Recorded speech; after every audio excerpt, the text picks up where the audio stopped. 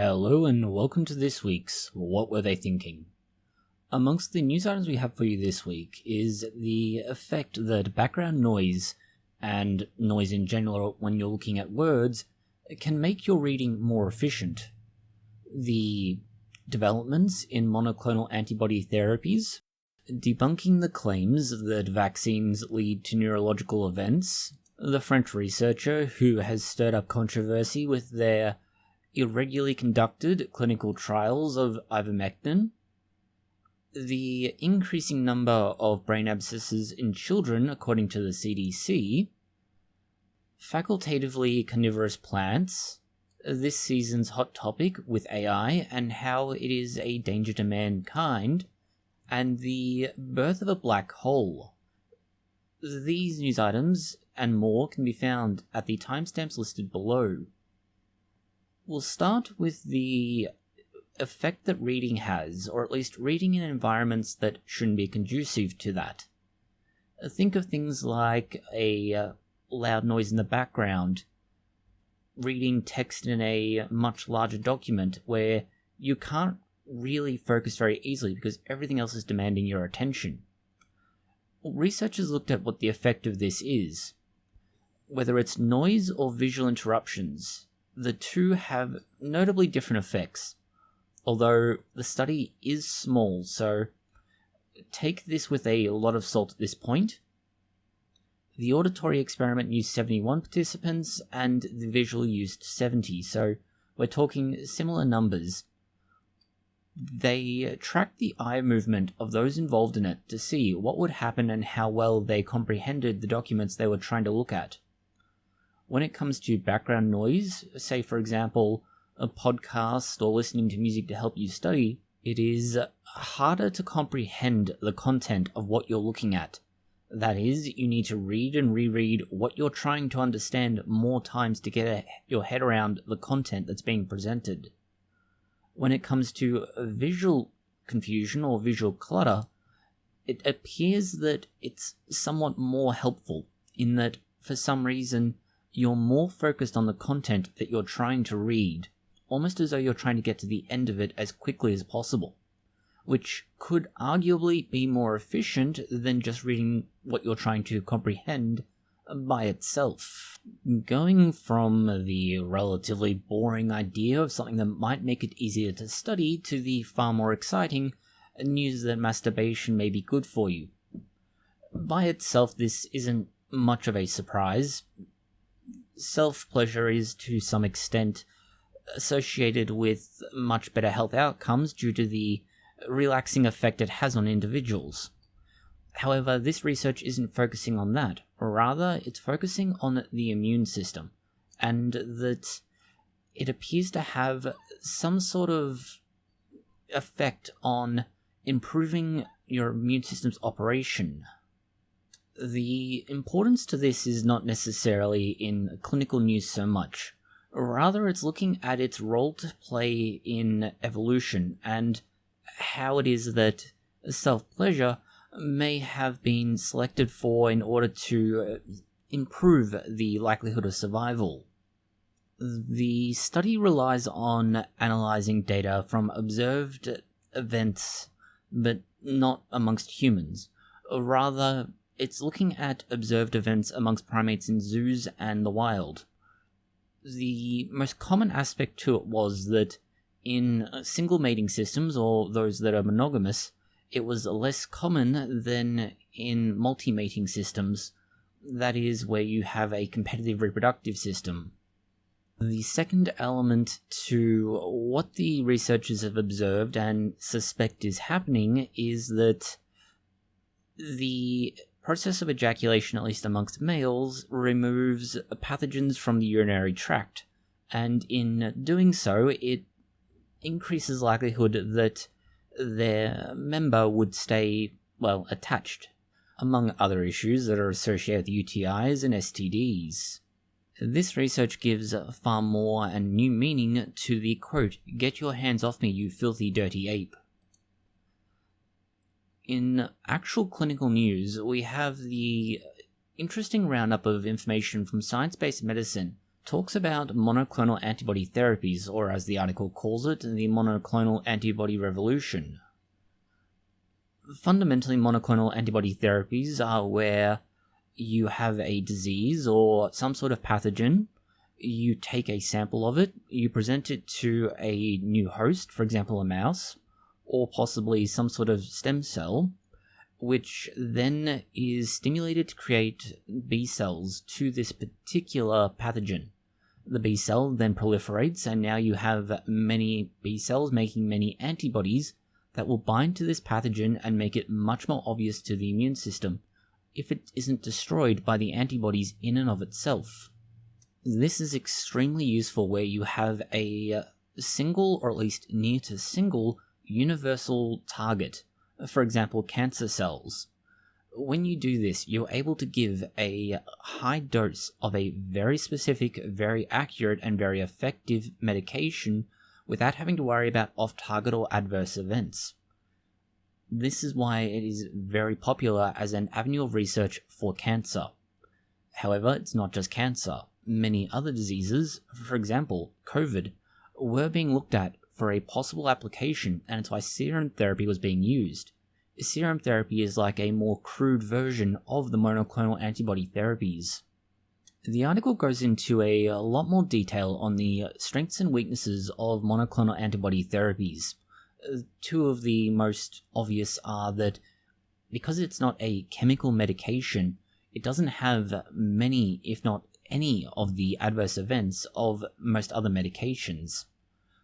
Conversely though, because it is effectively a protein product, similar to insulin in that respect, it is very expensive and somewhat slower to develop in terms of a approved medication, but individually each particular treatment is much quicker to create than trying to develop a whole new drug.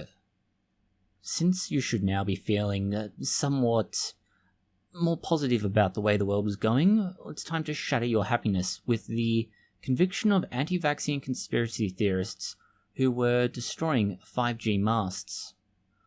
5G was one of the more ridiculous notions associated with the COVID-19 vaccines. After all, if our vaccines haven't caused us to get 5G yet, nor anyone else that we're aware of, it's unlikely that they are suddenly inducing it in others. But that's the bad idea of an anecdote. Instead, let's rely on actual court records. And this is where the Leeds Crown Court has something more useful for us to look at. The conviction was for conspiracy to commit criminal damage, and it had two individuals.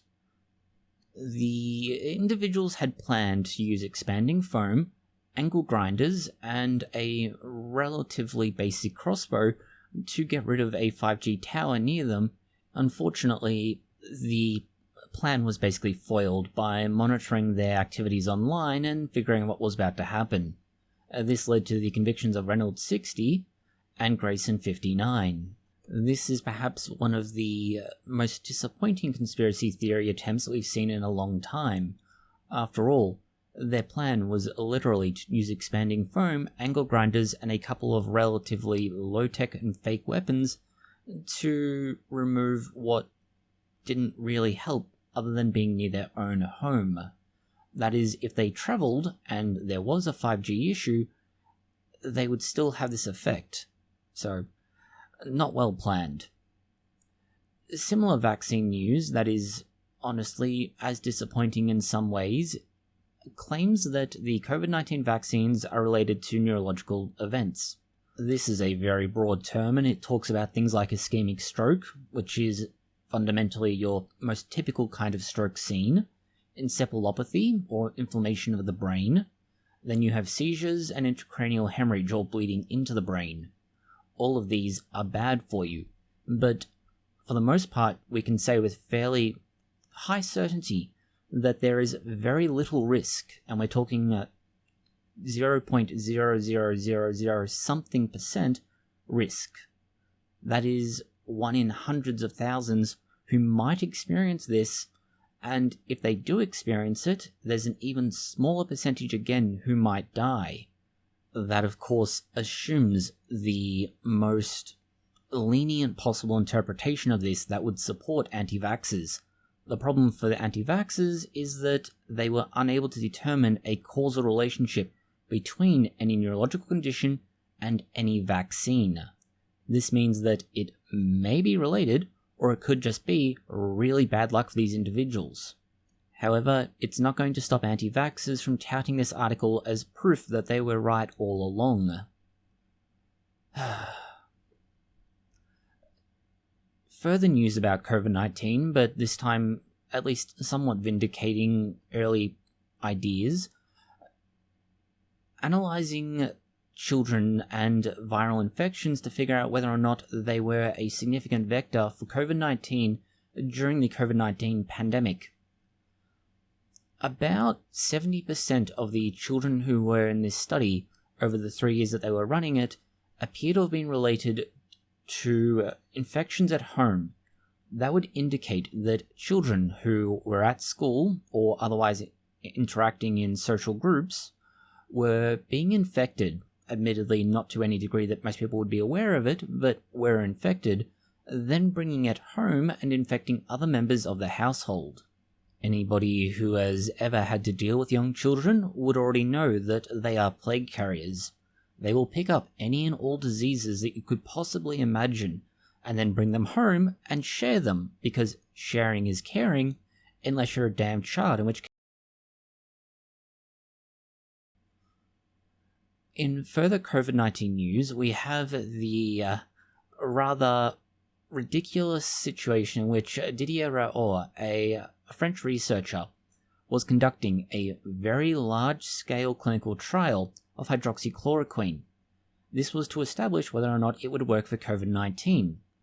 Understand, this is a very big study involving about 30,000 individuals without the prior, much smaller studies to figure out if it's appropriate, what dose should be used, what regimen is there, how often should it be given, what effect does it have, and more.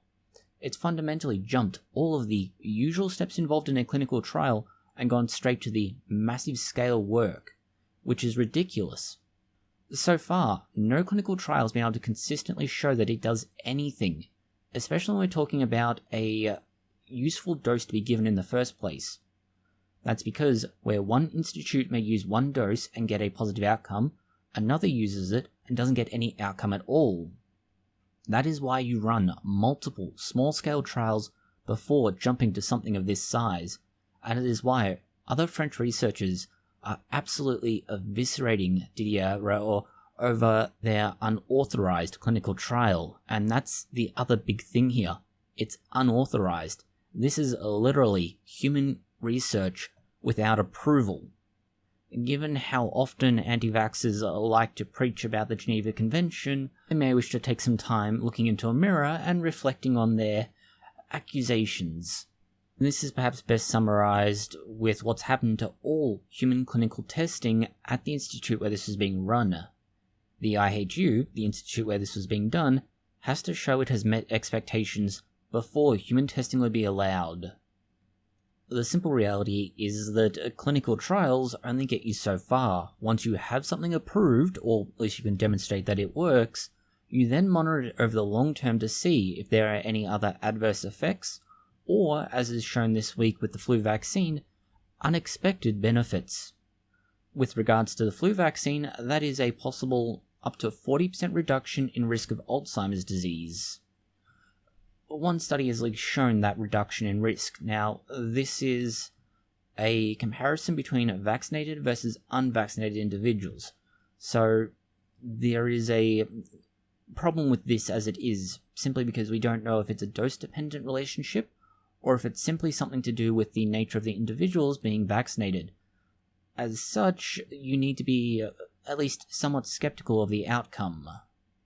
About 5% of patients who received the flu vaccine would develop Alzheimer's disease versus about 8% of patients who did not. There is a more than 60% improvement compared to unvaccinated individuals if you are vaccinated.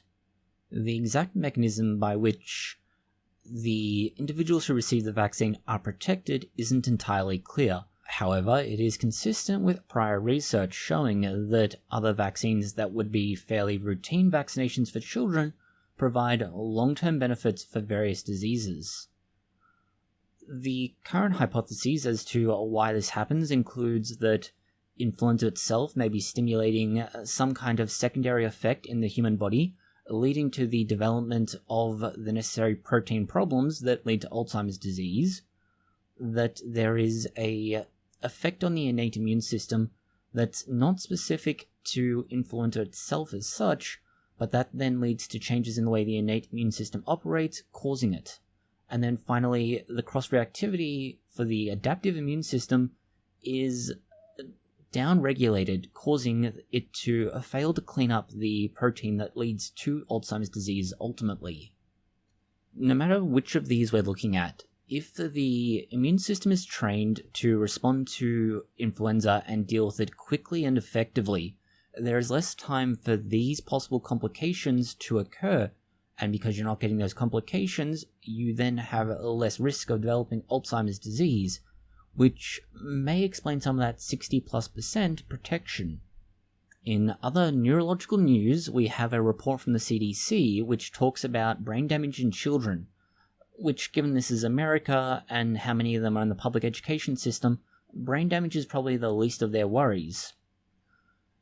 Well, not brain damage itself, it's brain abscesses, but an abscess is just a infection in the brain or similar kind of buildup of leukocytes trying to capture something within the brain itself, and, well, given that the brain is a relatively squishy mass within a hard bone case, anything that starts to build up in there, such as an abscess, can then lead to brain damage.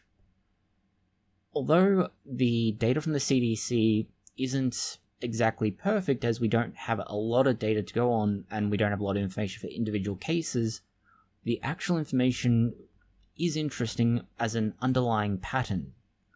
The first is that there is now a peak in children under 18 having brain abscesses, although that peak was in 2022, so we're about 6 months behind. That was 102 cases. Although it has decreased since to about 61, that decrease is more in line with the spread of COVID and rollout of vaccines. The abscesses, according to the report, follow a respiratory infection, but this included COVID-19, influenza, and several others. The elevated numbers are rare, and that's why it's a concern. Not just that it's suddenly shot up as much as it has, but rather it's specific to children, it's more than triple what it used to be, and the impact will be lifelong. Admittedly, lifelong may not be very long with some of the kids in America. Next we go to news that should lead to a new cult of the crocodile. A crocodile has given virgin birth. It's only going to require us now to mount it up on a couple of 2x4s and we could start praying to it. The news isn't exactly new in and of itself. It's from a 2018 birth of a crocodile, although admittedly the crocodile's laying of eggs and then eventually them being born isn't news itself. It's that one of the eggs had a fetus. That fetus shouldn't have existed since there was no male crocodile involved.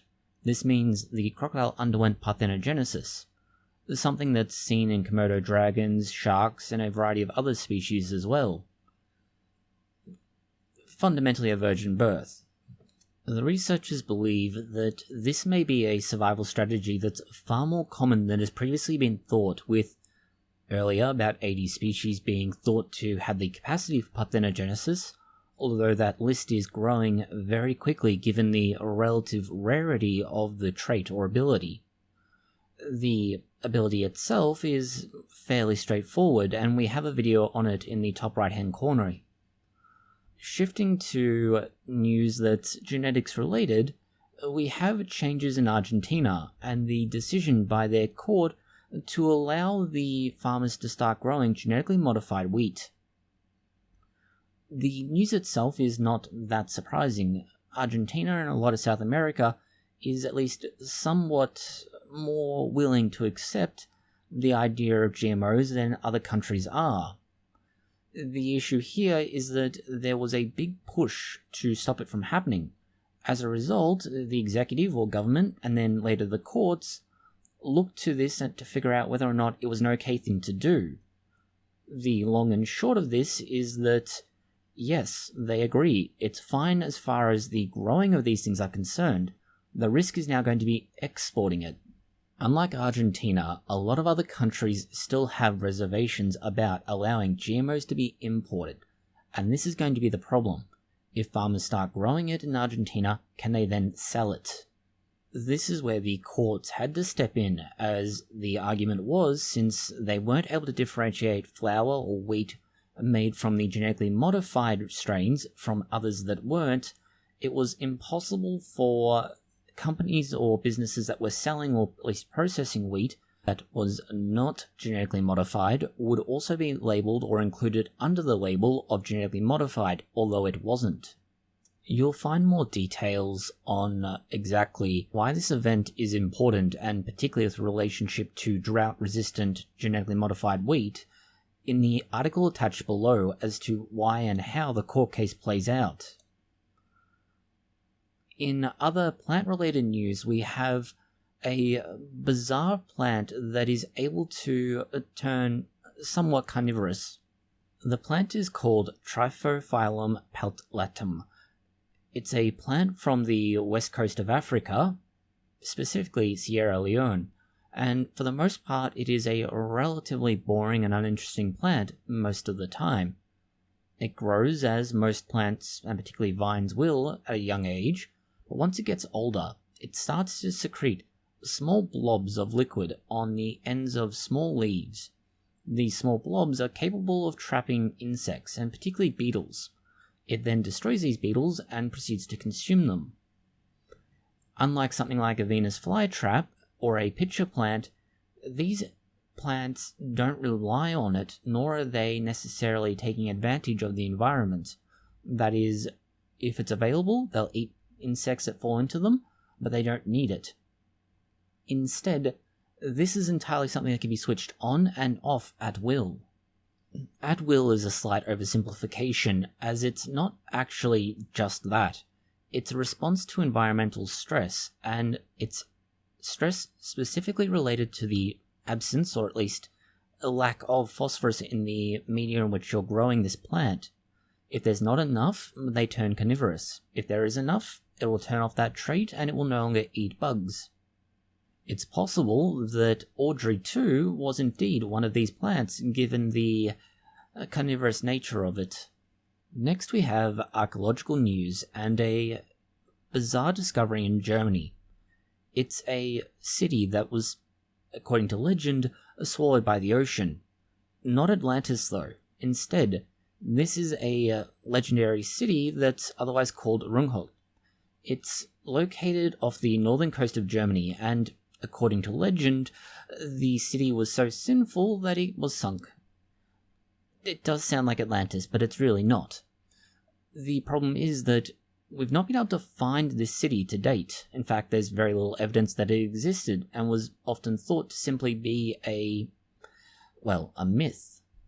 Unlike Atlantis, which we still don't know if it was real or where it was located definitively, although there are theories around that, we do know where this city is now located, and we do know that it did exist.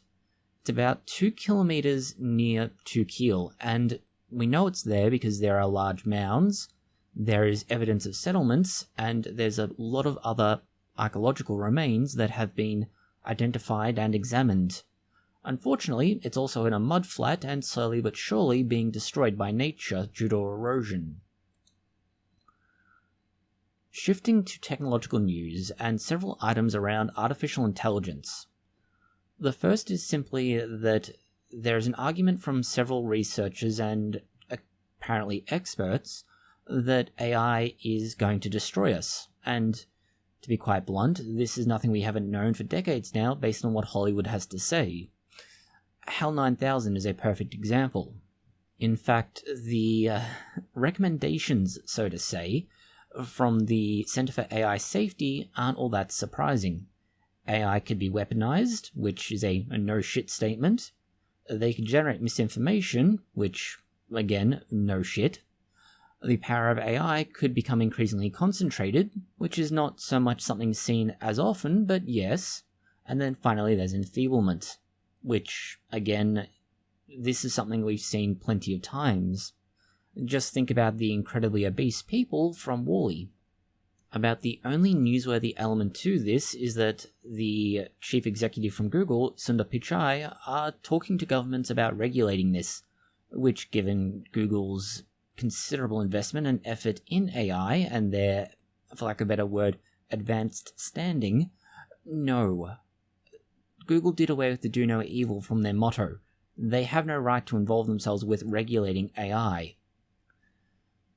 It's not to say that AI shouldn't be regulated, given the news around an AI that was involved in training for a drone operation deciding to kill its operator so that it could finish the mission. If you've heard nothing else about this, that's probably enough to make you go, oh crap, the AI are really coming for us. However, it's not the full story, and the US Air Force has vehemently denied that that's what happened. They have been saying that no AI-controlled drone went rogue, and it did not kill the operator. Much of the controversy around this stems from a misunderstanding about what's actually happened and what's been explained. First of all, we are talking entirely about simulations here. That is, a closed system where the AI has no idea what the world actually is and it's learning. And that's important. It was being taught that it would get points by removing threats. Unfortunately, the operator was getting in the way of it removing threats, so it thought, well, remove the operator, then I get the points. It was then taught, if you remove the operator, you lose points as well, so you don't get rewarded. Because of this, it figured out, well, if you can't remove the operator, remove the tower, which is only one step removed from the operator, but it has the same effect, at least in terms of allowing it to do its job. Unfortunately, it does have the effect of also removing the operator from the equation. But this was during a presentation, and that's the key here. A lot of the nuance is lost because of it. Surprisingly, it's led to publications like Vice and The Guardian retracting their stories where they spoke about the AI doing this, mostly because they had maligned or misattributed what had actually been said. In fact, it was so badly maligned that the place where the speech was given had to then issue not only a recap but a correction. And the correction very clearly spells out that no, the United States Air Force has never run such simulations, rather it's all about a thought experiment and fairly obvious pitfalls, such as what we've mentioned. The irony is that AI is being presented as a threat because of misinformation when humans are more than capable of spreading and creating their own misinformation.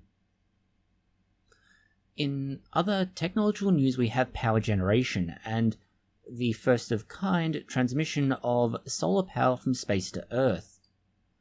The Space Solar Power Project was being run by the California Institute of Technology, or Caltech, and the idea is you can stick a solar array in space, where you're going to get a lot more power because you don't lose a lot of the sunlight to the atmosphere, and this means that you could, at least in theory, be more efficient.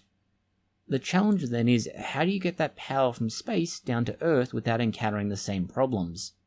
And this is where the energy transmission array comes into play, or the means by which they've at least somewhat solved the issue. The array is called MAPLE, or Microwave Array for Power Transfer Low Orbit Experiment, and it is a series of very lightweight, very flexible microwave power transmitters. Essentially giant satellite dishes that broadcast the signal out to Earth, and in doing so send the energy down to, well, Earth. Admittedly, if they wanted power and they wanted Maple, they could just go with the OP character from Bofuri.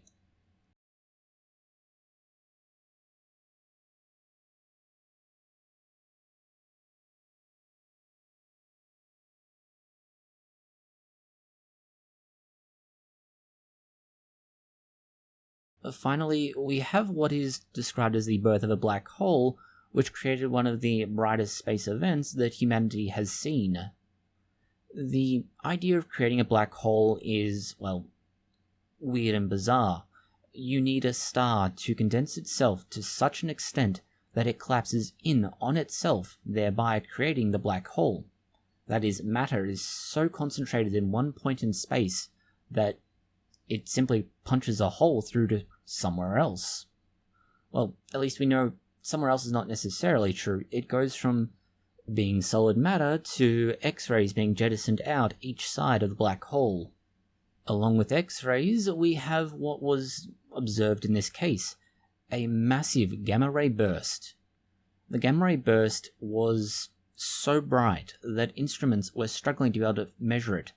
Admittedly, we are intending to measure things that have ridiculously far distances to travel, and they are only putting out a relatively small but constant amount of power, so not being able to detect its full strength is, well, no surprise. Honestly, it looks more like they've blown up the Death Star rather than just a star. That's all the news we have for you this week. Thank you for watching. If you have found it interesting, consider liking, sharing, and subscribing. Please post any comments, questions, or suggestions you have below.